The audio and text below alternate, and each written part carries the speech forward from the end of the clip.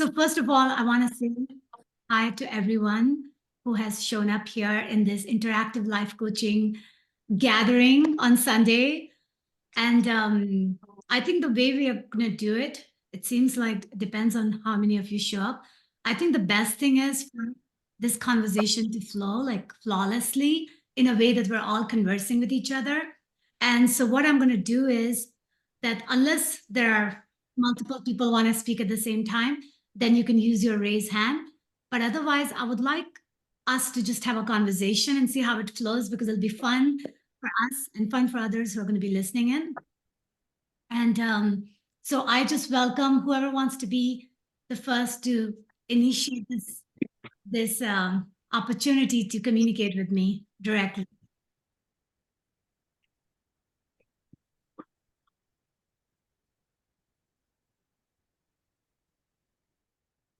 I'm just intrigued, really. A friend of mine over here led me to your. She sent me a link to you, so I haven't read your book yet. I've ordered it, but you just seem to be so refreshing, and what you've come up with. So I'm just intrigued to be here and see what you think. Thank you, Suki. I see Indra's hand raised. Indra, go ahead. I'm here in Canada, in a small town in Ontario.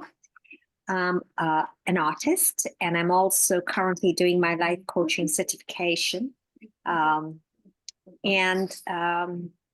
Most of my career was spent in technology as well, 40 plus years, and I still continue to do work for startups and technology startups. So I'm trying to slowly exit that path that I've been on, which was an accidental path, because originally art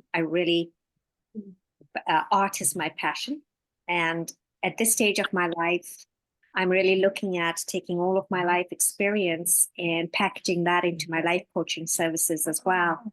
So knowing that you've been through an amazing journey yourself, Shehnaz, I was intrigued with the interview and impressed with your accomplishments and your, how should I put it, transcending your personal challenges that on average, most people cannot even comprehend. So that's really amazing. And kudos to you.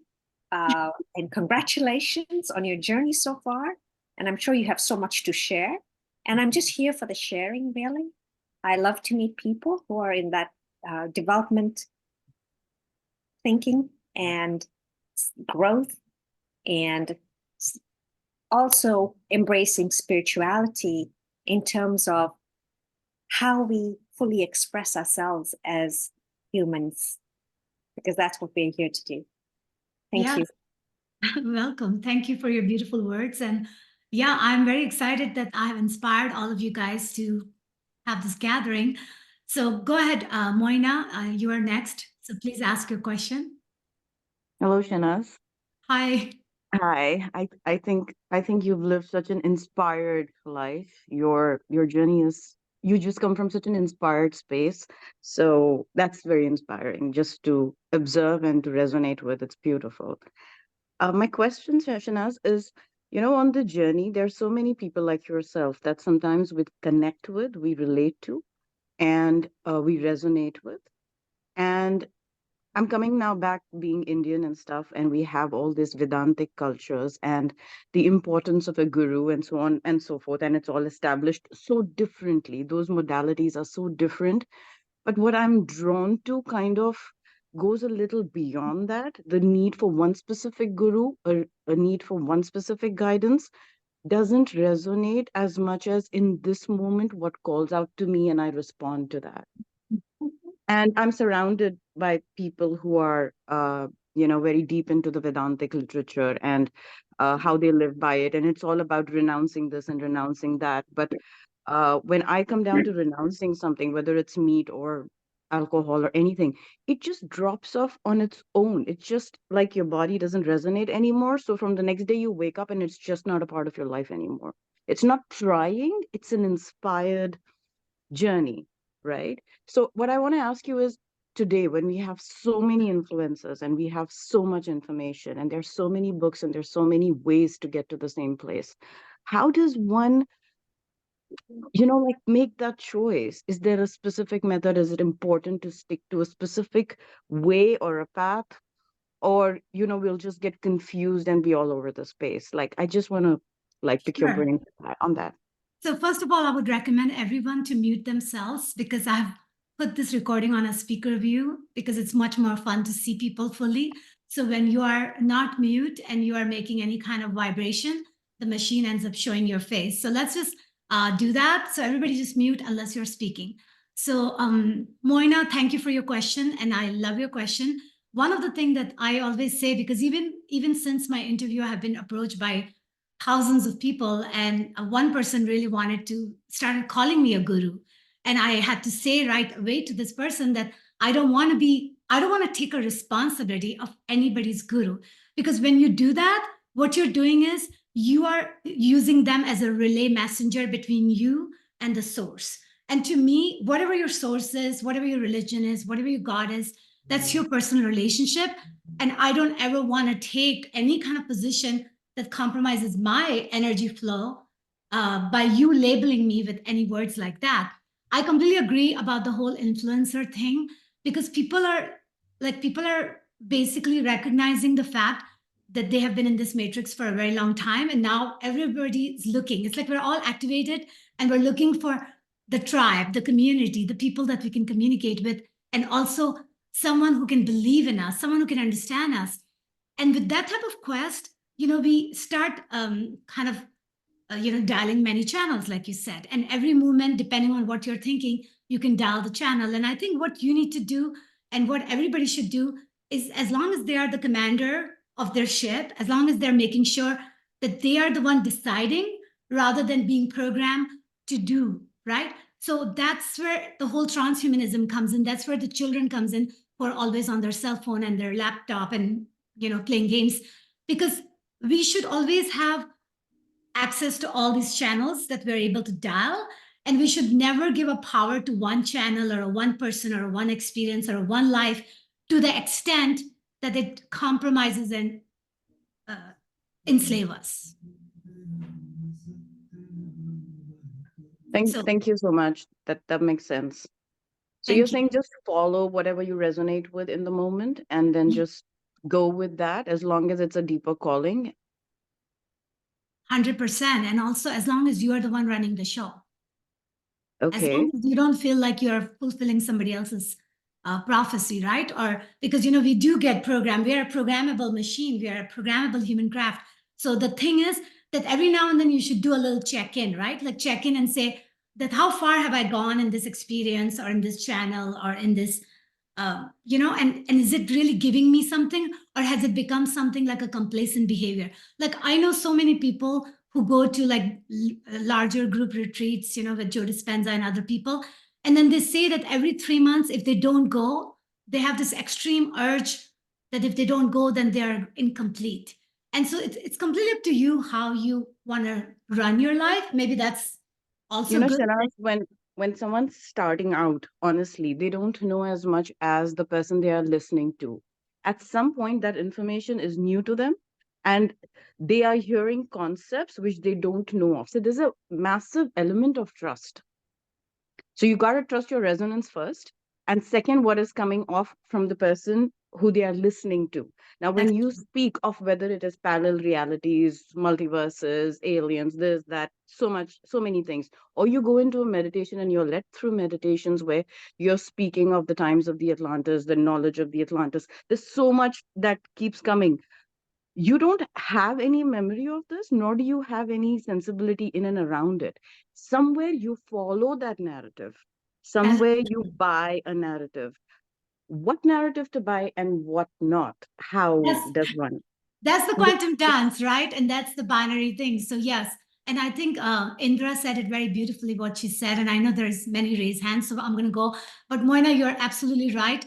And to wrap up that conversation, the key thing is that as long as you give yourself a chance to be authentic to yourself, to tune in, to give an opportunity, right? So you can actually check in.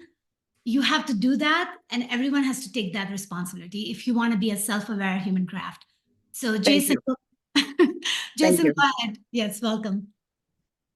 Good day, Shehnaz. Can you hear me all right? Yes, I can hear you. Perfect.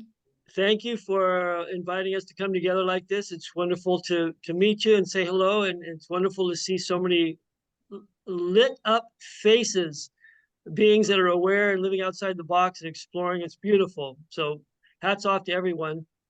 Great to see you all, ladies and gentlemen. Shehnaz, I guess part of the thing that's burning in me is my question is a practical one about, I feel like there's nobody that can possibly be on planet Earth who has not experienced trauma to some degree. And it's just a matter of how and to what degree and so forth. And we're all coming out of that. In my opinion, we're all birthing, however you want to language it. In many ways, people express the awakening that's happening on the planet. For me, everything's changing. There's nothing that can stop it. It's a matter of sort of how each of us navigate that for ourselves, how much grace we can invoke and so forth. I feel in myself a tremendous amount of energy, masculine, dynamic energy, almost that's like been suppressed in a lot of ways. It's just kind of the way that I came into this world. I have a lot of energy, a lot of power, but it's like it's been buried to a certain degree.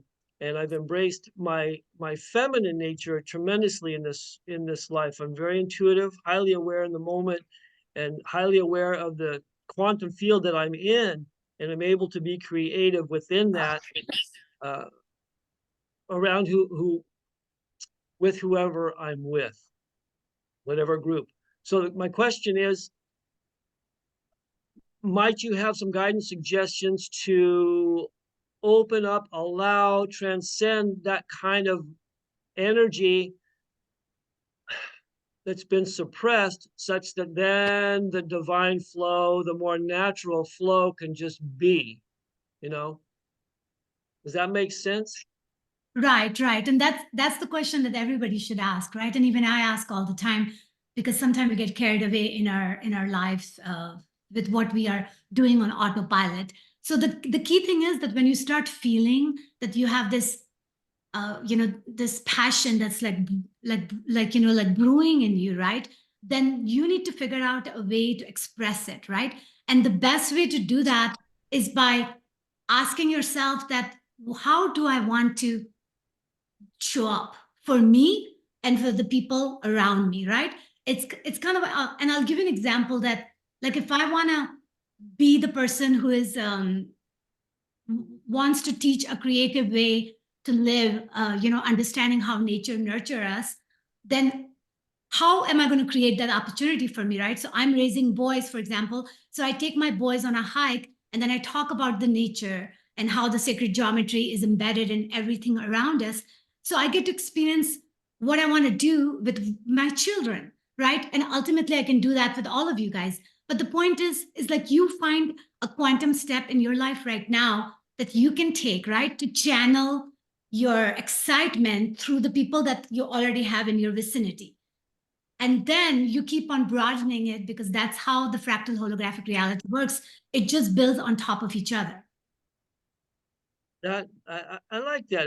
I think I appreciate your very grounded approach to sharing your wisdom, and yes, creating an example, creating a structure through which I can express that enthusiasm, that passion, that intensity, and then allowing it to grow, right? Allowing the Fibonacci sequence to open up and Exactly. expand. And Exactly. and again, I want to just compliment your very grounded presence and being an example of just embracing your own power, not wanting to be a guru, but to share your wisdom, but empower others to take their own power back. And that's where I think that's where we want to be. That's where I want to be. Oh, 100%. And that's the type of community I want to be in, because I want everybody to be responsible for their own excitement. And then, Yes. as long as we all want to come in each other's field, because our excitement converges us with each other, then that is done at your will. And when you do it with that type of self-responsibility, then nobody has to take responsibility for you because you are taking care of your own responsibility. And that's the Star Trek world to me. And that's the type of world that I'm going to be living in and converging with as much as I can. So Indeed. thank you, Jason. I'm going to go to Karen now, I believe. And Michelle, we dear. will come to you right after that. So Karen, go ahead. Hello, how are you? I'm good, Karen. How are you doing? I'm doing excellent, thank you. My question revolves around, I've been in the spiritual side, the esoteric side of spirituality, you know, up in the clouds, just studying the non-grounded stuff. And when I saw your interview on YouTube, I was really amazed by it because I've always wanted to study the quantum physics part and the sacred geometry and the math and the science of it all. And I was just wondering if you had any place for a newbie to start to self-teach in that way. Yeah, so the best place to start, of course, is my book. I mean, I'm not biased. The book does a very good job. So I would say that all of you guys, you know, if you want to do anything with me in the future, plus you should read. Oh my goodness, good job. So my book should definitely help you. At least it gets you started. Plus, I do, like, you know, if you go on my website, on my social media, I do share whenever I get an opportunity to make information available for you in a way that it makes it simple and easy, right? So as far as I'm concerned, those are the ways you're going to interact with me. And if I do any classes or anything, then I'm going to use the email as a method to communicate with people. So things are going to go, because I've opened the portal for myself, right? The very fact that I'm doing this interactive life coaching for the first time is already means that I'm opening the door in my own ways. So more things will come as you desire a certain type of knowledge, and if that has to funnel through me, then more will come as we all do this, right? So yeah, I think the fact that you're reading my book, and if you have any particular question right now from the book, you're more than welcome to ask. I just got it and I'm just started. I'm only on chapter 2. So I won't, you know, I'm just reading your backstory and your history. And I was just telling my daughter, I'm just amazed at where you've come from and where you are today, and how grateful we should be for wherever we are in life, that the grass is never greener, and that we should just be thankful for whatever we have, good or bad. Everything's teaching us. So yeah. Thank you. That's Yes, amen, sister. I 100% agree. And I'm so happy that you're sharing this story with your daughter, because I feel extremely good when I learned that other people can truly learn through my messages, and hopefully they can make their life better than what it has been, right? Because that to me makes me feel like, okay, I'm so glad that I had to go through it and everybody doesn't have to, right? Because I wouldn't want to go through everybody else's challenges either. So no, I 100% agree. So thank you, Karen, and we'll go to Michelle. Hi, can you hear me? Woo. Yes. Okay, good. Well, I want to start off by saying thank you so much, Shehnaz, for putting this together, because I saw you on Next Level Soul as well, and just thought it was such a great episode. And I almost signed up for your quantum coaching session, and I thought that was being really impulsive, and that's why I signed up for that 15-minute consultation. And this form that you created is so wonderful, because I get, you know, to listen to other people's questions and your answers. So thank you for that. But so, you know, I recently met somebody who signed up for the Modern Mystery School. It was a patient of mine. I'm a respiratory therapist, and she's 17 years old, and she had just signed up. Her mom had gone through the school, and she had this altar thing in her room, and I asked about it. And so we talked about being spiritual, and I had never heard of the Modern Mystery School. So when I looked into your background, oh, you mentioned Kabbalah in the episode. And so, you know, I'm like, okay, now I'm hearing Kabbalah again. So that's something else that, you know, so my question to you is, maybe you could, I've read a little bit about Kabbalah, but I thought maybe you could talk a little bit more about it. And then you know, you offer the quantum coaching session that's 30 minutes and an hour. What's the difference? So those are my questions. Like, how has Kabbalah affected your life, and you know, these different coaching sessions? Okay, so yeah, so first of all, my quantum coaching session basically is one-on-one coaching with you. So 30 minutes versus 1 hour means the difference is in time, right? And that's why you have to pay according to that. So that's that. And then as far as the Kabbalah goes, I have taught Kabbalah, and I even had Living Kabbalah on my website that I recently kind of removed it in the interest of offering other classes based on more my book. Kabbalah actually is basically the journey of light into matter. So if you think about Kabbalah in a very simple language, it actually, the word itself means receiving light. So basically Kabbalah and quantum physics are same. One comes from science, the other comes from spirituality. So because in my book, I kind of merged the two, I've created the Quantum Being as a series course where basically, you know, you learn all aspect on. So Kabbalah is embedded in my teaching because I have been a Kabbalah teacher. As far as the Modern Mystery School goes, I joined them after I was already a Kabbalah teacher. I took a Kabbalah class from them, and I was only 50% done. And when they learned that I'm going to be, because I was already a Kabbalah teacher, so I told them that I'll be teaching Kabbalah if I feel like it. They asked me to sign an NDA. And I did not learn anything from them that I had not already learned and taught. And to me, anybody who asked me to sign an NDA for the teaching that they're giving me, where I'm paying them 3 times more than I would pay anywhere else in the world, is just completely unethical in every which way. So I stopped being part of the school. Very good. Thank you so much. Yes. So let's see. Now we have Sylvia. Thank you, Michelle. Hi, Shehnaz. Hi, Sylvia. You know, speaking of the sort of practical, like a very practical thing, in your book, you said you felt like you said you can listen to yourself or listen to your intuitions very easily. And I find sometimes that, you know, I think my mind gets in the way of lots of ideas. And I think you're talking about that in your book, right? Like, you know, that we want to get out of the ideas, but if I don't have an idea about something, I kind of don't understand what to do always. And that's just say in particular, like a very practical thing, like what to eat and when, you know, because this is one thing that I feel like I have to work with. So I can't, you know, I don't know sometimes, like, because I have all these ideas in my mind, what I'm supposed to eat, what I'm not supposed to eat, but I would love to be able to feel what I need to eat and when.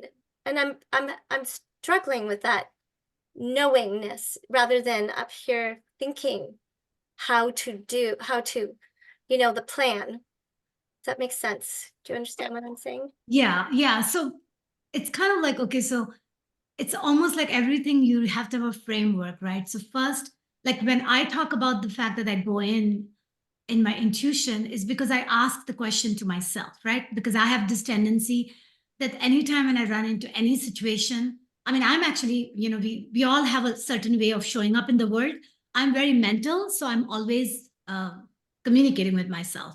The good thing is that my communication over the years of mastering the art of living has become so interactive that I'm really aware. Like I'm aware that like on one hand, like I'm communicating with you guys right now, right? So that I'm aware of that. I'm also aware that I am sitting here on this, you know, in a cross position, and I can see that my back needs to be a little bit more lean for me to be more comfortable, right? I'm so aware of that too. At the same time, I'm aware that I feel a little thirsty, so let me drink some tea. Now that all of these are layered awareness. But the more and more you do that,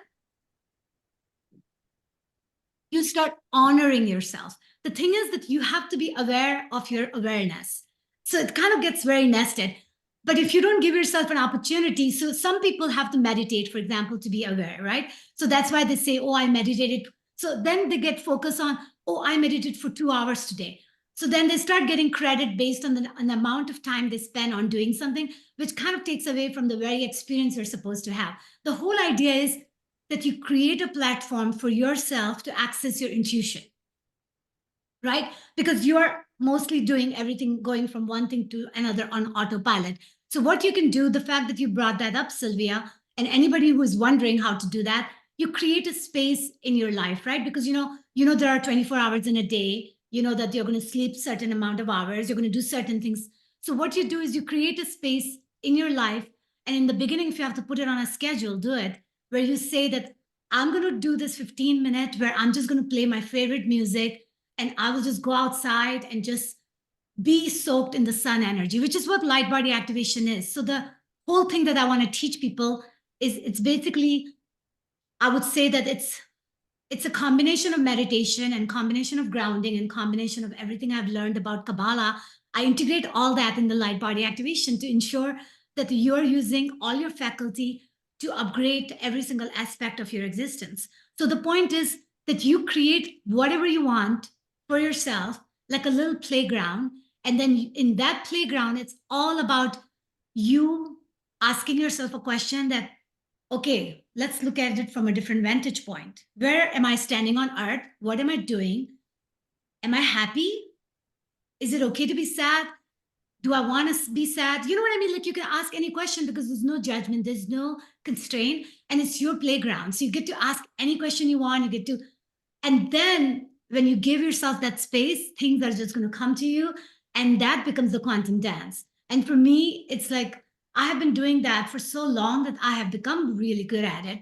And it comes to me all the time. And I adjust my experiences, my interaction as soon as I feel it, because that's how you can serve yourself and you can serve others. Yeah. Okay. So the sort of this, like this space, finding that sort of space where you can just ask questions and allow that sort of the answers, not forcing them, but just kind of letting them. Oh, 100%. 100%. And creating a space can mean many things to many people. Alter, like you mentioned, the modern mystery school, yeah. Alter is something that the word alter means altering your DNA. But sometimes you can create a sacred place, right? Like a lot of religion encourages that people have a certain place where they go and talk to their God. It's along the similar line, right? That you can create whatever that space is. If you want a physical reminder, you create something in your room. So every time when you see it, you're like, oh, let me go and say hi to my source light, God, whatever. So there are many ways to go to the mountain. Yeah. Thank you. Welcome. Ida. Hello. Hi. I missed the 15-minute meeting, unfortunately. But thank you for this because I saw it on my email and I decided to join today. Yeah. That's good. I was No wondering problem. how you managed to go like from your old religion. Like, how do you view your old religion now that you are where you are? Because like the meeting was kind of based on like that. Okay. Yeah, sure. So the thing is that, so I'll be very honest. I was born and raised in our Muslim religion. Basically, Bora is the name of the religion, and very, very strict, very conservative, very constrained to the point where my name was a huge challenge for my dad to keep. And I followed the religion, and I was the best example. Like because I'm a perfectionist. So when I was following the religion, I was so good that my mom would use me as an example in the family as being the best Muslim girl who prays, who does everything good, right? And I was a very, very good wife for 10 years as well. So it was 24 years ago in the year 2000 when I divorced my first husband, when I pretty much, while I was divorcing him, I was questioning every aspect of my life, which is when I said to myself that I'm no longer going to dial this channel of doing everything according to the religion. So that happened 24 years ago. And when I did that, and my mom, like I actually openly told my mom, and of course she was very unhappy to hear that. But I have always been like that. Like I always make people aware, the people that I love, what I'm going to do, because I have new data point, I'm changing my life. And the people who really love you, they will always walk with you. They may get mad at you, but they will come around and walk with you. But people who don't, then they will not. And at the end of the day, that's the price to pay for following your heart, following your passion. There's a price to pay. I was very fortunate that my mom and dad never 100% agreed with my thing, but they always walked with me, and they always loved me. So that, but it was a little bit of a dance, but I was always very honest with them. So yeah, so what I would say is that, so my religion taught me a lot of like things that I still follow, right? So the religion kind of makes the core person who you are. And I believe that every religion has a lot of goodness that they teach. So Islam means peace. I learned a lot of good things about, like one of the basic thing that I say is that it was all about your intention. The religion heavily highlights that your intention, which you are the only one aware of, right? Nobody can know deep down what is your intention. You are the only one who knows. And if you really want to fool everybody, you can hide it. So at the end of the day, what I'm going to say, Ida, is that religion to me became the best. Islam was my guiding principle. I still follow it in my heart, and I still value it. I may not follow a certain protocols that was assigned by human beings, that this is what makes you Muslim. And I want to give myself a freedom to do whatever I choose to. And I respect all religion, and I respect my teaching, my Islamic teaching. All right. Thank you. Welcome. Let's see. Shehnaz, Yes. I'm sorry to interrupt, but I can't find out how to put my hand up. I'm sorry. Oh, that's okay. Then just go ahead and talk now, because I think I've already covered everybody else. And please, people who have already spoken, put your hand down, and let's have Verna go ahead. Okay. I'm 77 years old, and my earliest memory of thinking about spiritual things was when I was 3.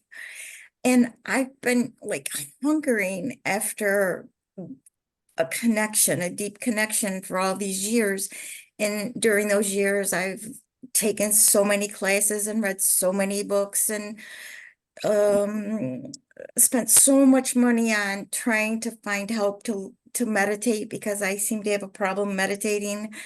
And I've had a couple experiences where I felt overwhelming love, but it didn't translate into that oneness thing that I know I need in order to look at everyone that I'm looking at and just know who they are. I'll tell myself the correct thing, that we are all spirit, we're all part of the same spirit. And I do believe that with my intellect, but I haven't had the experience. And so I find myself having to battle with normal human thoughts of, judgment and things that I don't believe in. I don't want to judge. And it's like, if I seems I need to know what's blocking that experience, because I want to be ready when this whole thing opens up wide. I want to be ready to help in any way I can. And I feel like I'm still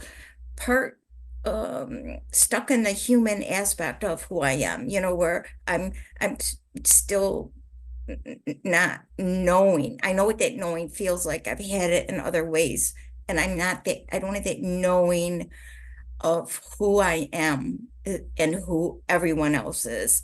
And do you have any suggestions that could help?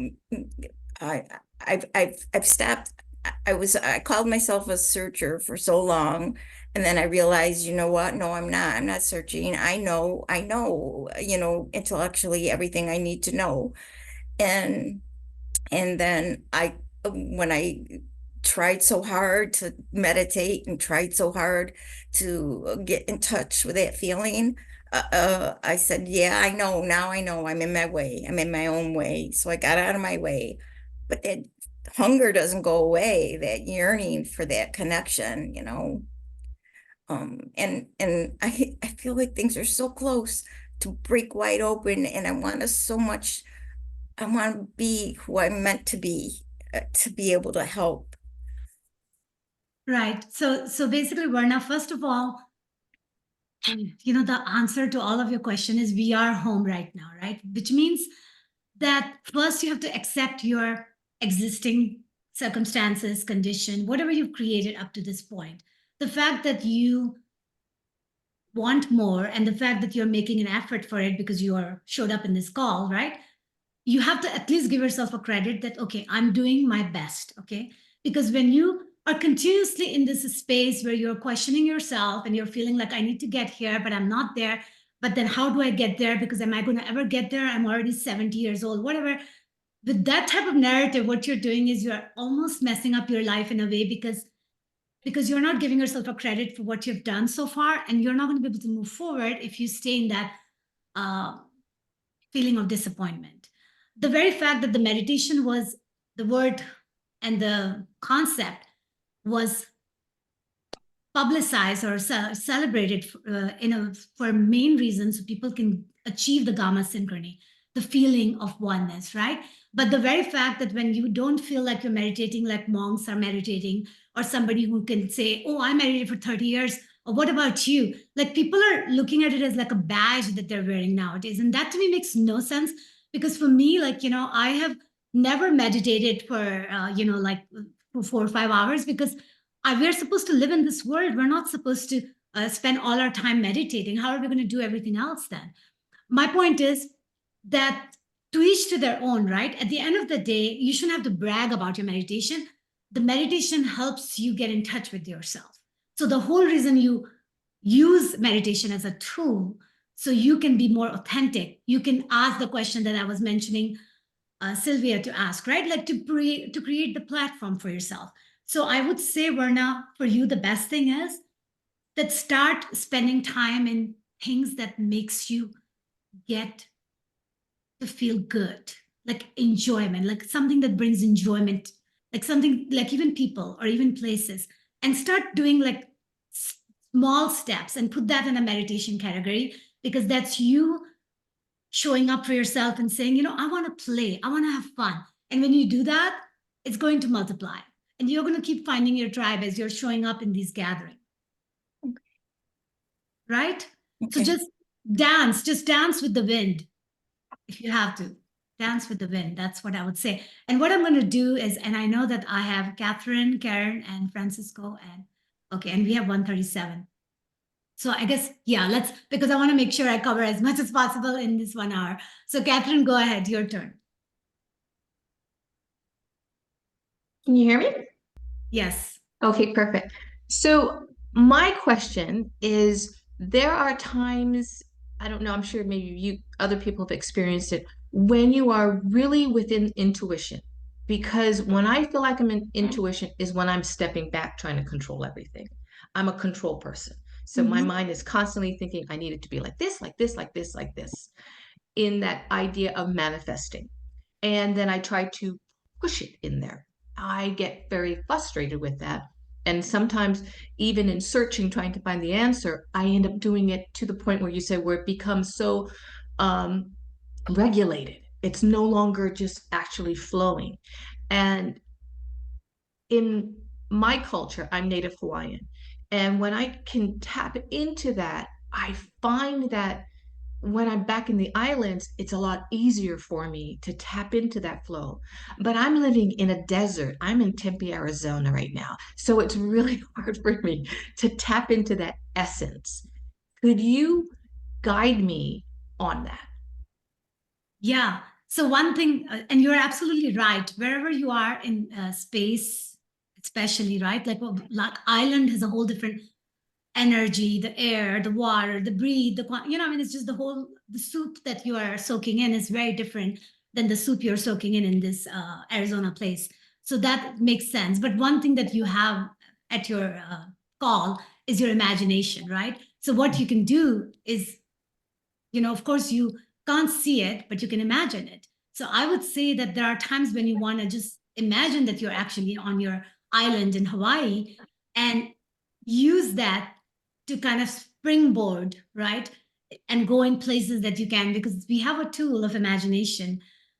So we have to use it, right? And then you can create an environment. You can even have a music that reminds you of that. But then don't limit yourself just because you are physically somewhere where you feel like you're a little bit more restrained in going in that space. And I completely understand that's why it becomes important that you should choose where to live, where you can be more one with yourself and others. Yeah. Ultimately. Okay. Thank you very much. And thank Yes. you for what you do. Aloha. Of course. So I can see, Karen, I know you have your hands up. Did you wanted to quickly come back? Okay. Yeah, you mentioned the Kabbalah. Is Yes. that the same as this, the kybalion? Yeah, so the kybalion actually, and I do reference that in my book because all the 12 laws that comes from kybalion. So there's a little bit of a difference. I mean, they kind of have a lot of similarity, but kybalion is definitely, I would recommend everybody to read the book. It's actually available free on our YouTube. It's the most incredible principle, the 12 universal laws that it emphasizes on and all that good stuff. The Kabbalah itself is a study of, it's basically a study of tree of life pattern that the light forms when it comes into formation. All the levels and categories it goes through, right? So Kabbalah is a pretty interesting study because it helps you see yourself from, multiple perspective, right? And there are 10 separa in the tree of life. So you get to study those perspective and it gets very, very interesting. And I am definitely not I'm interested in doing that ultimately to get into those living Kabbalah aspect of things because it is a different essence of you that Separa, which is basically the vortex of energy carries. So there are some differences, but both are coming to the same point that how can you live the more fulfilling life? Okay. Thank you. Welcome. Francisco, go ahead. Hi, can you hear me? Yes, I can hear you. Awesome. First of all, thank you so much. Just feel so grateful to be part of this. I'm having trouble coping with just knowing too much. Feeling like I'm like, I can't talk to my parents. I can't talk to anybody really about my journey. They don't really understand. They have no concept of it, and I just feel like I'm drifting away and I'm dropping out of society, and I don't feel like I worked for Maple Leaf for 20 years and I saw some really nasty stuff, and I had to get out. I didn't want to be part of that system anymore, and the control, and I just value my freedom so much. And I stopped working at like 55, well, actually 50 now. But anyway, how do I cope with that? How do I, because I feel like I'm just going further and further away. I'm living in a truck, that I converted into a motorhome. Rent and all that stuff. It's just so outrageously expensive and so on and so forth. I just feel like I'm just drifting away. Just, when I kind of have to incorporate that or something. I don't know. But the more I learn, the more I want to drop out of, what's going on, the chaos and and the way the structure is and the way things work. And I just. Right. So do what I did, right? So basically the whole thing is, it's good to, like, I don't know, it's good to know, like, don't go too far on that either, right? I mean, like, so some people, they just live a complete zombie life, right? Where they have no clue about their spiritual existence. Now that's one extreme. On the other hand, you say, you know what, this is all bullshit. I'm just going to go and live a life where, I'm just going to follow my bliss, but then you have no money to even pay for your next meal, right? Now those are too extreme. Right? And so don't go too extreme because that makes no sense either, because you're supposed to have right hemisphere and left hemisphere for a very good reason. So you can use both of them, right? I mean, you are not, and that's what this whole snake and ladder dance is in this world life, right? I mean, that to me is one of the best game the children play. But if you can really understand that every single choice either takes you up or brings you down, but that's okay because that's the quantum dance that we do, right? But at the end of the day, you have to take responsibility for all your action, right? Like, for example, I'm sitting in a place where I'm able to navigate life, where I'm doing this on a weekend, and whenever I get time, I still have a full-time job with NASA, and I love it because I get to go into places and dial the channels that I can't dial those channels when I'm doing this work. You see my point? And I Yeah. actually say that you can have your cake and you can eat it too. Like, you know how people have this thing, oh, well, I was working for corporate world and therefore I wanted to follow my passion. So I just sold everything and now I don't know, I'm actually homeless. I mean, you know what I mean? Like, it doesn't have to be like that. You know And what? I sorry to interrupt you, but I feel happier now than I've ever been. You know, it's because I do have my freedom. I can do what I want. I don't have to wake up at a ridiculous hour and work 9 hours a day and get nothing out of it, you know? So I do value that, you know? that's good. So that means that you have brought yourself in a better place. So now the only thing that you're challenged with is you feel that you're alone. Yes. Okay. Yes. Very So- alone. Right. So then what it means is that you have to figure out the type of people that you would want to interact with. So as I said, that you make a tiny bit of small hole, right? You're in a cell and you want some sunlight. So what you're going to do is figure out any way you can make a tiny hole so sunlight can come through. And then the hole will keep getting bigger because as you start enjoying a little bit, you're going to say, oh my God, I want more. And it's going to keep getting better. So the fact that you showed up in this gathering means that you're taking an action. So what I would say, every day, take an action. Every time when you feel that, oh, I'm alone, then take an action and say, how can I multiply? Right? Because that's how cell multiplies in our body. That's how everything multiplies. So as soon as you become conscious of, oh my God, I can't believe I'm alone, then say, I would really love if I can have this, right? And then think of the experience and then think of whom would you want to do it. And then you figure out an opportunity, right? If you have to fly somewhere to meet somebody who's like-minded, then you say, okay, I have to make enough money so I can fly. But you see, this just opens a door where you're going to keep on saying, okay, I need to do this to get here. And then you'll know your own solution. Okay. Okay, thank you. Make a hole. Okay. Let's see. Bertien. I hope I said your name right. It's Bertien, but it's all right. It's okay. Nice to be here. I have a question about timelessness and quantum beings. Yeah, I think my guides and my angels, I can tap into, that they are also my personalities from other worlds of galaxies. Could that be that this way? How does this happen when everything happens on the same time, past, future? Why do we only experience this life? I can think about this hours and hours.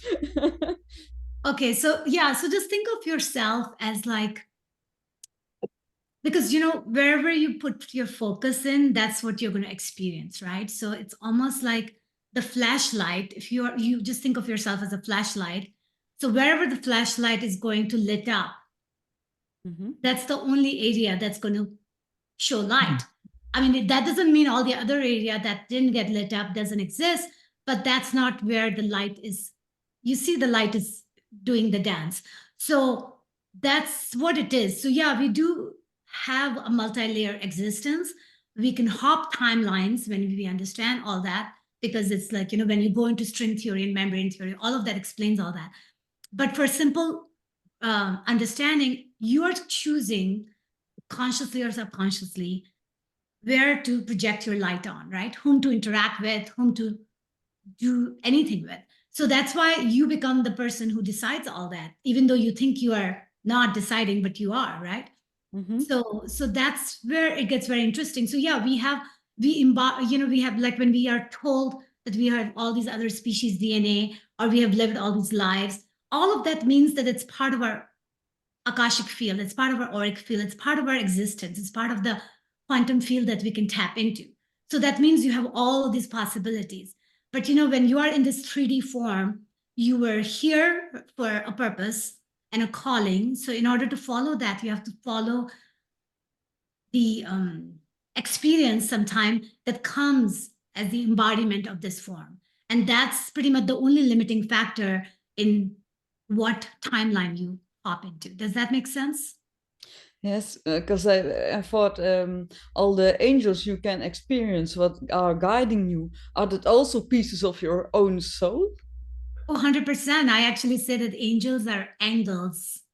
Yes. Right? Okay. Yeah, they are. Yes, I'm still waiting for your book, so. Oh, you will love it, and I'm excited for you. I think it's going to be fun. Yeah, thank you. Thank you very much, and have a nice evening. Yes, you too. And it looks like I've answered most of the people's questions. So yeah, one thing I can do right now is I'm going to see if you guys can hear my voice, and I'm playing this. Tell me if you guys can hear the music. Yes. And can you still hear me? Yeah. Okay. So yeah, I'm just going to give you a little bit of a feeling of quantum dance. But before I do that, I wanted to ask you that is most of you, all of you are okay if I do put this on a YouTube on my channel, because I feel like this was a very good question and answer session and some other people may benefit from it. So if you're okay with it, I'm going to do that. And if anybody is not okay with it, hopefully nobody is, we'll be fine. So let's see, Horolma, I wonder if you want to mute yourself because your camera keeps showing up, and that would be great. And I know it's probably different time zone in your place, but yeah, that way your picture doesn't show up without your wanting it. So you know what? I'm going to bring the volume up a little bit, and let's get a little bit lost in this meditation.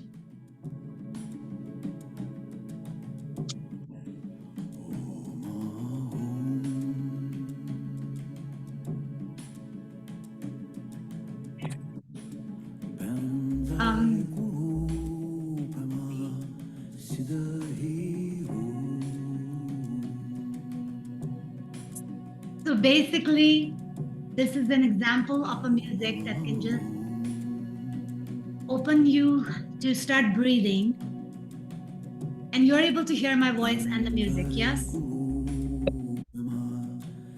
And this is one way you give yourself a permission to be and also accept wherever you are right now, and know that wherever you're going is exactly where you want to go, because you have all the power.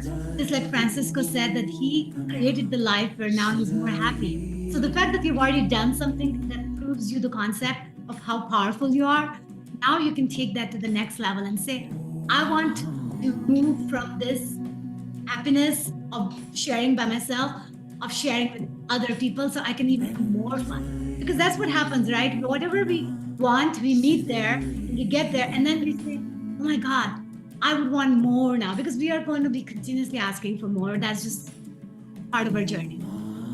And what you do is give yourself an opportunity to dance with life and dance with yourself and cry and laugh and express and just even be in your own company, looking at everything from a point of view that opens new consciousness, new light to enter, right? And for you to experience life and go to the new timelines that can build upon your dream. And then ultimately you are like so lost in it that you can't even imagine anything else. And then that's what life is ultimately. And I think that's where we're all going. And the more we create experiences, it's going to make us feel one with ourselves, the more we're going to attract those experiences. Because it is a self-fulfilling prophecy after all.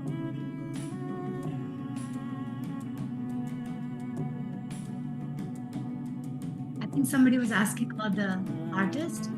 Basically, it's called Vajra Guru.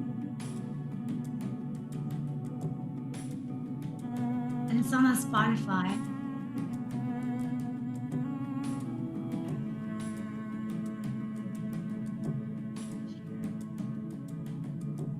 Okay, I'm going to add that link here.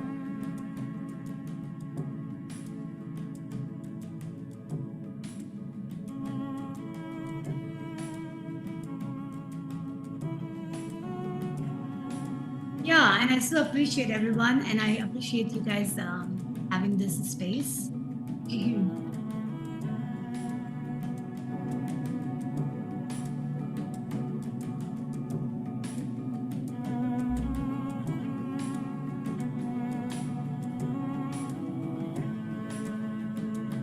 And see, because of our imagination, we can imagine anything we want. We can imagine we are in Hawaii, or we are on a beach, we're in an ocean, or we're by the mountain.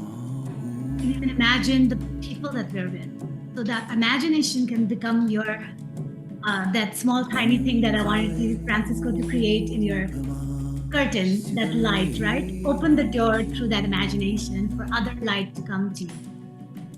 And that's how it happens. So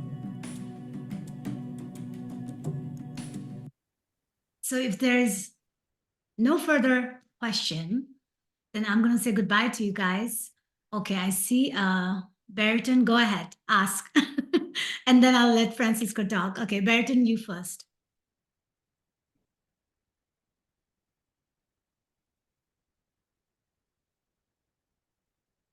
So just have to unmute yourself and then you can speak. Okay. Well, my hand is still raised, so I'm sorry. Oh, okay, so you didn't mean to, so you can bring your hand down. Okay, so Francisco, go ahead. Just referring to what Verna was talking about, having a hard time meditating and so on. I had I still have trouble with that too. I found an alternative route. Psilocybin, and that humbled me. It made me aware of so much more. I just thought I'd kind of put that out there. Right. Yeah, no, that's good. Because, as I said, there are many ways to go to the mountain. And if there is, because it's a natural mushroom, right? Correct. Right. So basically nature nurtures us. So if there is something that can help you integrate yourself with earth and everything else better, then why not? Yes, it helps me. Yeah. And thank you for suggesting that. So that's always there, right? So when you need that extra help, extra push, but it's completely up to you, because you get to decide even that, whether you want that or not, right? But there are many ways to integrate. So keep that going, guys. And it was great talking to all of you guys. And I wish you all the best in your journey. And just know that you get to decide what channel to dial at any times. And keep giving them power. Thank you. Welcome. Thank you. Thank you. Thank you. Thank you again, Shehnaz. Yes. Thank you. Thank you very much. Yes, thank you. Bye. Bye. Bye.